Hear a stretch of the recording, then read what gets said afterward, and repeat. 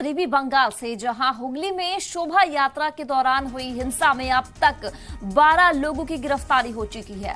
आपको बता दें कि कल शोभा यात्रा के दौरान हंगामा किया गया था, जिसके बाद हुगली में इंटरनेट खिदमत को रोक दिया गई। तो हुगली में मुतासिर इलाके में दफा 144 जो है वो नाफिज हो गई है। दरअसल ये शोभा यात्रा बंगाल बीजेपी के सदर दिलीप घोष निकाल रहे थे। दिलीप घोष का इल्जाम है कि शोभा यात्रा पर पथराव किया गया, जिसमें कि ख्वातीन और बच्चे शामिल थे। उनमें भी कई पर ये पथराव फेंके गए हैं।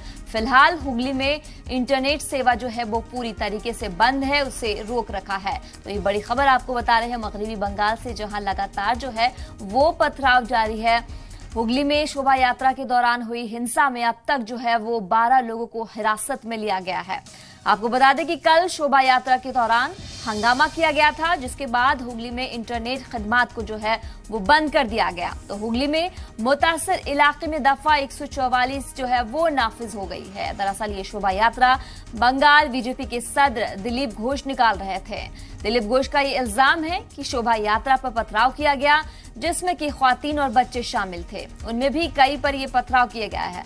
तो फिलहाल हुगली में जो है वो इंटरनेट सेवा जो है वो बंद कर दी गई है। तो लगातार बंगाल में जो है हालात जो है वो बद से बदतर होती नजर आ रही है। तमाम यहाँ पुलिस मुस्तैद है, हालात को काबू करने की कोशिश कर रही है, लेकिन ये हालात जो है वो बेकाबू होता नजर आ रहा है।